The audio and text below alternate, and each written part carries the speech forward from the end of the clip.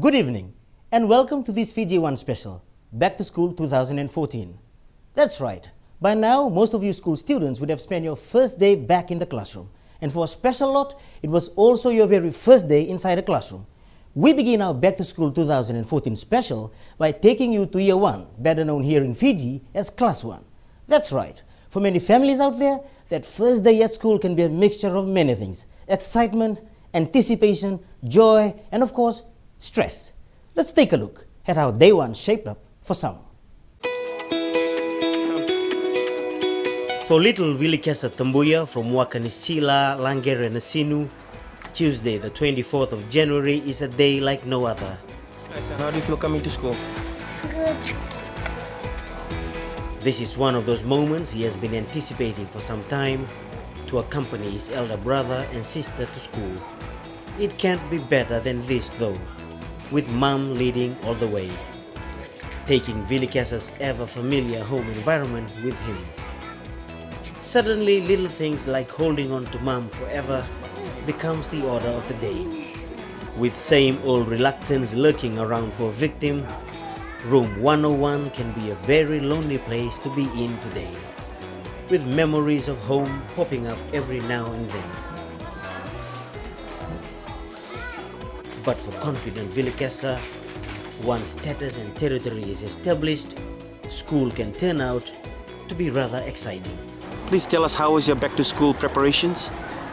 Actually, it was good. I make sure that I bought a lot of stuff for my kids: the books and the bags, sandal and school uniform, and pencil and stuff from the post office.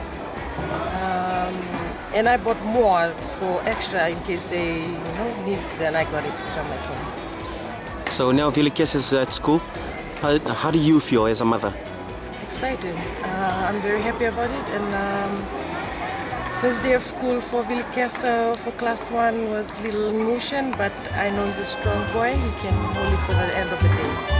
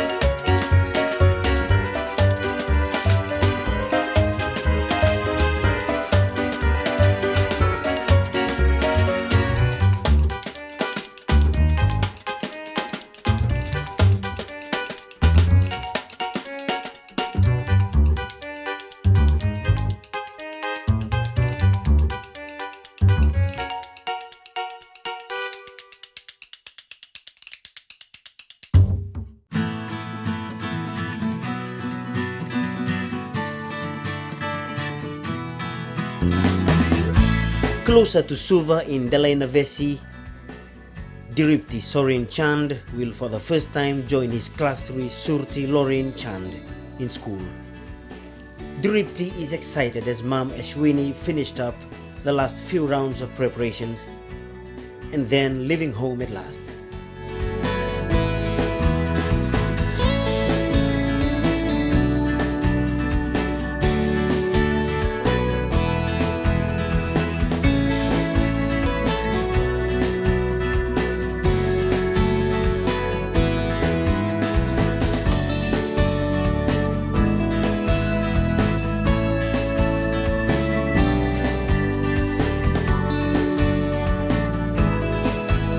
The school greets them with all the hype a typical first day of the year brings. One Dripti knows all too well with some reservation, but with Mom around, she'll have to tag along. Knowing that somewhere within the school premises, Big Sister Surti is always there for some much needed support. How interesting was that? I still remember my first day at school many years ago. Those were the days.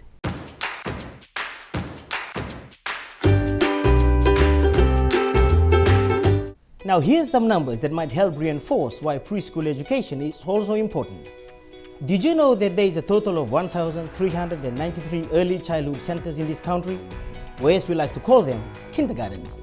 As we will explain a little later in the show, that's more than the number of our primary, secondary, and even special schools combined. But according to official Ministry of Education records, out of that figure, only 944 are registered. The remaining 449 are now in the process of registration.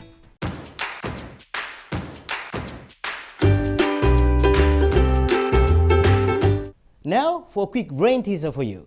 Have we ever wondered how many schools we have here in Fiji? Let's take a look. There are 721 primary schools and 176 secondary schools spread right across the country. There are also 17 registered special schools. So in total, we have 914 schools right across the country. Last year, that saw approximately 133,040 students enrolling in primary schools, 68,425 students enrolled in secondary schools. That's a total enrollment figure of 201,465.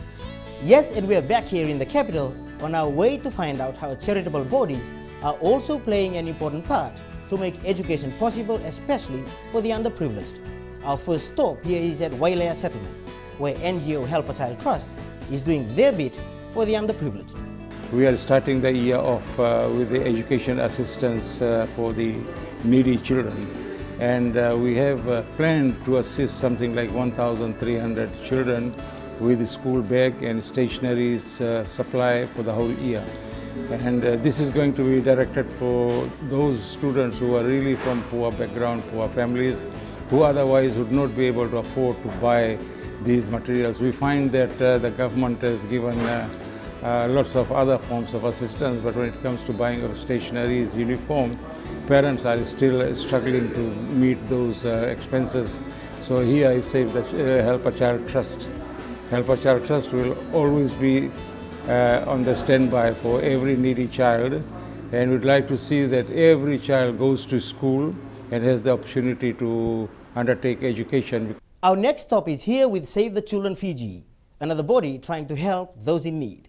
This year, 2014, we've got help from STAN South Pacific, and we also got help from ANZ Bank in providing 1,700 primary and secondary packs for our students.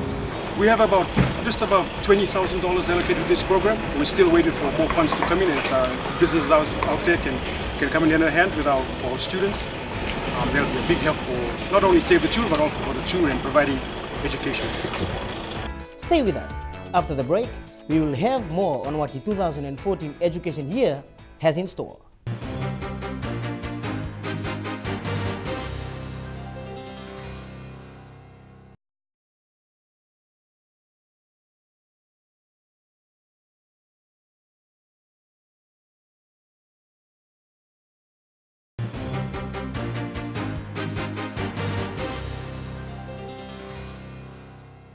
Welcome back to this 2014 Back to School special. Before we continue, let's not forget special education. This should also be a good year for special education, especially with their $550,000 operating grant for special schools for the blind and the physically handicapped. Special needs students can also apply for a $200,000 scholarship fund. And as you may have heard earlier in the show, we have a total of 17 special schools around the country. Moving on. Let's find out how government's $52.5 million tertiary education loan scheme, or TELS, is shaping up. With the theme Building a Smarter Fiji hinging on Pillar 9 of the People's Charter for Progress document to make Fiji a knowledgeable society, TELS, which stands for Tertiary Education Loan Scheme, is a recent initiative announced by government. I came to apply for my scholarships, the loan system, and I think it's going to be beneficial for the future students, and I think the government is doing a really great job on it. The scheme's objective is to produce graduates that will meet the employment needs of Fiji at the moment. In front of the government buildings where temporary stations have been set up for applicants to inquire, recent school leavers turn up to see what's on offer for them. I came to inquire about the law program that FNU has to offer.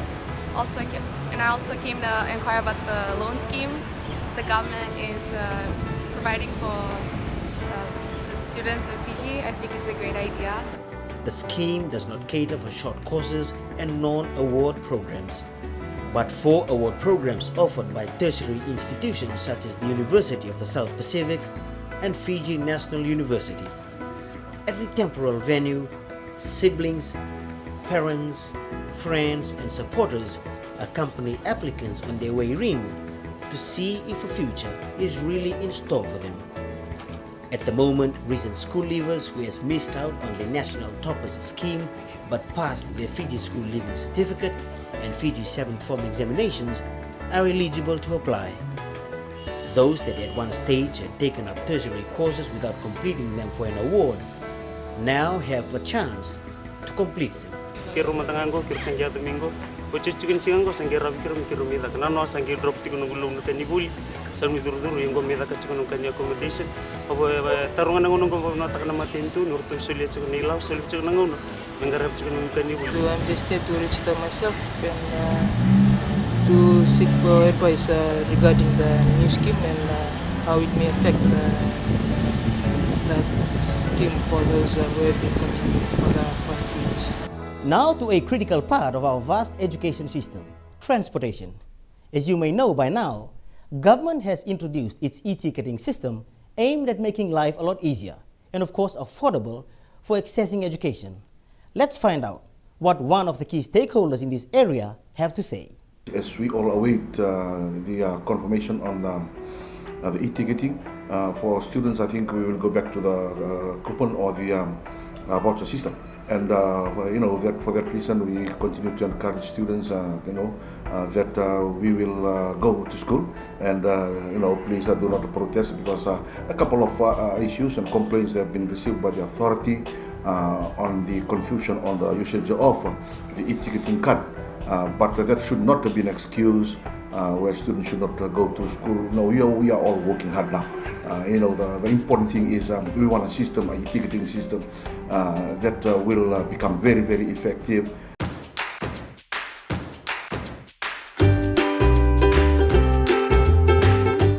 Government might be paying up to $65.5 million worth of tuition fees this year, but that still does not mean parents won't have to fork out extras for other things such as stationery and uniforms.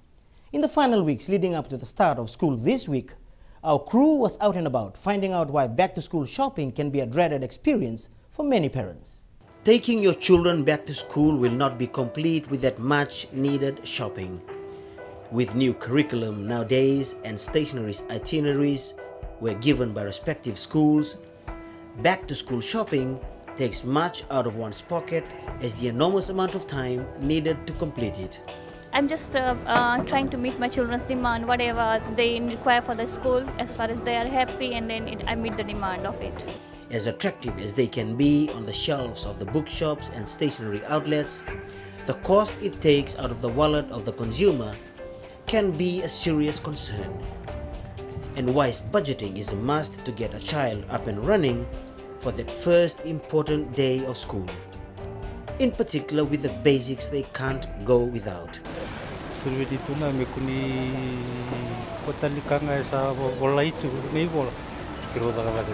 This year we spend a little bit more. The cost of the expensive for the school materials is a little expensive. So about $100 to $200 for the worth of the school material.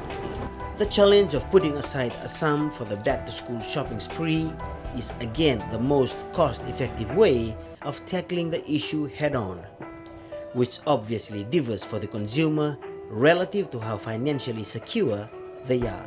Yung go budget kami namin go mugo tamdami ito dulu tulan raw. No may bangata kami gay luray se dapat tali se bo ke se leilai yo na gay toso tai. Ya ke sa opo ya. Yo sa dona kana ba binibina kana matintu no bubing buki. How much do you think you spent so far? I've already spent about 300 and I think I'll cross my budget. How much do you normally spend compared to last year? Compared to last year was much more cheaper. About 350 I completed my things. However, consumers must know that come next year and come what may, as long as they have children attending schools, back-to-school shopping is certainly one of their personal calendar event they will always look forward to. And retailers will always open its door wide to serve a public with a real need. This scheme we've set up to assist the, especially the working parents, to assist their kids when going back to school. Because as we all know, during this time, after Christmas, there's a lot of spending that's done during the festive season, and there's little funds left for back to school. So that's the whole purpose. That's the whole reason why we've set up this facility, is to cater and accommodate for parents that are finding it hard, in terms of finances, in terms of buying stationery and textbooks for their children going back to school, preparing them going back to school. Stay with us. We have more on Back to School after this break.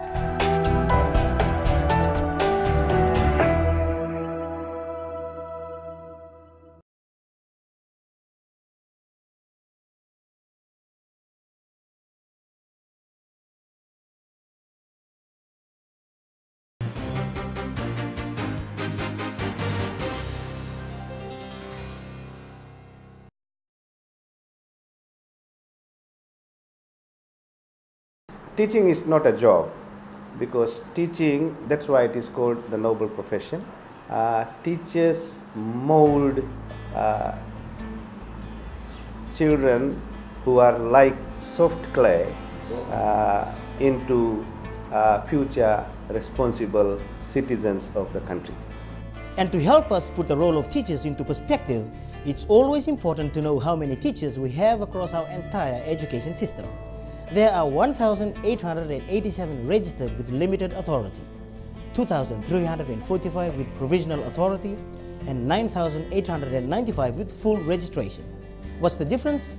Well, those registered under limited authority are those that come to school on a part-time basis to help in the learning of students. Those with provisional authority are those registering after graduation and awaiting posting, and full registration is given to those absorbed for employment. Of course, this 2014 Back to School special would not be complete without the input of those that direct important policy in this area. We're talking, of course, about the Ministry of Education. So we caught up with the Permanent Secretary of Education, Dr. Brijela. Well, I went to school a long time ago. Things have changed 400-500 times. So many of the things that I can share, people will not understand at all. For example, test papers. There were no test papers, there were no duplicators, nothing like that. Test questions were written on the blackboard, and we had to write on a writing pad, and then papers were torn, teachers marked, and all those things. In the past, we had small class sizes. Now class sizes have increased in the urban. In the rural, it is still small. But the sad part that I see is lack of support given by parents and community as far as education is concerned.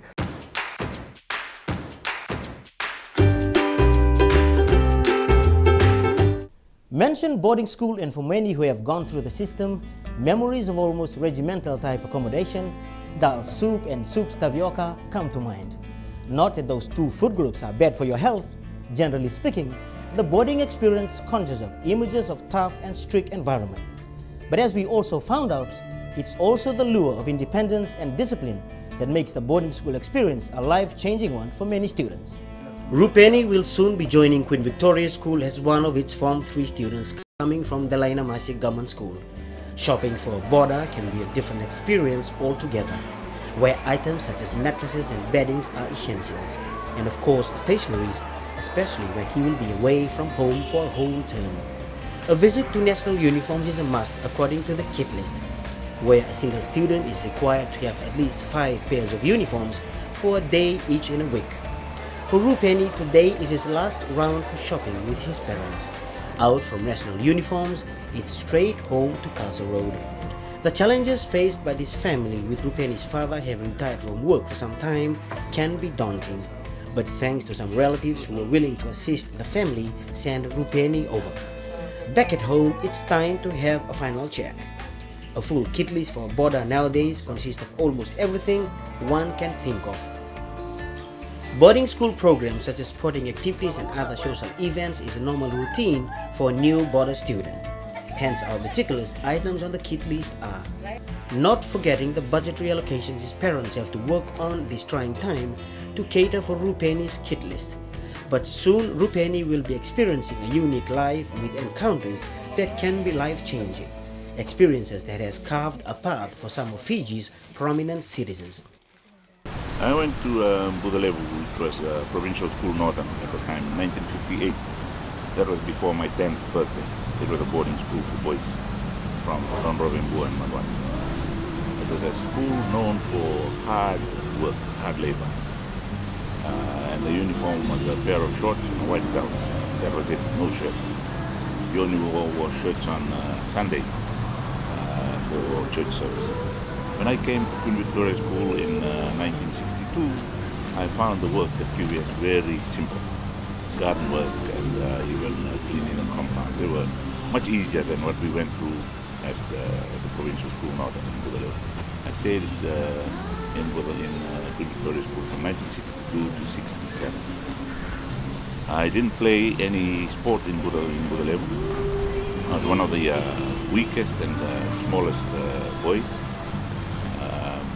And when I went to Queen Victoria School, Form 3, I was just a reserve in the major team. Form 4, I was a reserve in the junior team. Lower 5, I was a reserve in the intermediate team. Then I started playing in my upper 5th form. And in my last year at school, I was playing in the national trials to pick the national team to go to Tonga. So the boarding environment for me was a great builder, not only for me physically, but also my character. And I finished high school as head prefect, head boy of Queen Victoria School in 1967. Okay, I spent the years in the Wadi was from 1983 to 1986. The Wadi had that different spirit altogether. Okay, in the island. Yeah, it was out in the island. It was away from all the bright lights, city lights that some of these boarding schools have maybe the privilege or the disfortunate of being close to. The major thing getting used to was routine. Yeah? Getting up early in the morning, 6 o'clock in the morning, 7 days a week. All this sticking to a timetable. The freedom that we used to have at home. I mean, anytime you want to eat, just go and open the fridge or something like that, open the cupboard. That was not available to us in, for all boarding students. But the occasion that I remember the most was, this was during school time. Middle of classes, and one of these wild bush pigs decided to come past one of the tapioca plantations just planted beside the school, so it was quite open. And some of the boys saw it, and the teachers were still writing on the board. And when she looked behind, half of the boys of the class had disappeared. You could see the white shirts running after this wild pig in the plantation during school time. Here's another fast fact. There are 72 primary boarding schools in the country. For secondary schools, there are 57 boarding schools. So that means a total of 129 boarding schools spread throughout the nation. Most, as you would expect, are located in our outer rural areas. And just before we end this 2014 Back to School special, it's always important to review the major numbers that will define our education sector over the next 12 months. The first and big number, of course, is the $541.5 million, making up 19% of government's budget allocated just for education. So with that kind of serious taxpayers' cash, parents, there's no excuse not to send your children to school. And students, there's also no excuse not to study hard and do well in class. So we will leave you in the wise words of the late Nelson Mandela. Quote, "Education is the most powerful weapon which you can use to change the world." Unquote. Maybe we can start by changing our country first before the world. I'm Salome Rambo, and that was your Back to School 2014 special. Good evening.